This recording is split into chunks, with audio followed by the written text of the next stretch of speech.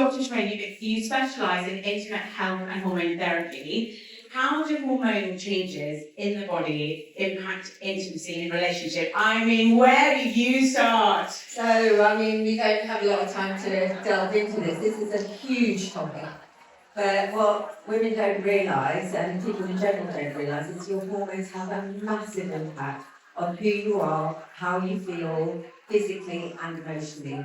So when we go through menopause or childbirth or even menstrual cycles, we have a huge fluctuation in our hormones, and they're responsible for how we feel, our libido, our vaginal health, all of it. So when all of that changes, it can have a massive impact on your confidence, your well-being and your comfort. How do couples navigate that? I mean, I don't want to blame divorce on the menopause because that's really awful messaging. But I do think that it contributes to a really scratchy chapter for a lot of couples. How do couples navigate? How does a woman and a man, if they're still in love? I think the issue you have is often you marry someone of a similar age.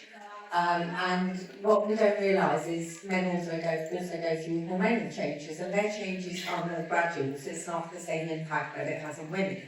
But when a woman's going through menopause, often her partner is going through andropause and having issues with libido, erectile dysfunction as well. And often when you're going through those things as a woman, you don't appreciate what the man's going through. It's also always put down to, oh, well, it's your issues, you don't want to have sex anymore, you're uncomfortable during sex. And with the treatments I do, I've often treated women for sexual dysfunction. And I've got the woman's symptoms under control, and then she goes back to her partner, and actually he's got erectile dysfunction.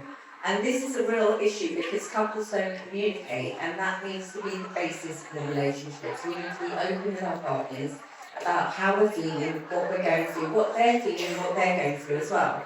Because for men, if a woman's lost interest in intercourse and intimacy, sometimes it's easier for him to just blame it on her than to acknowledge that he's got a problem himself.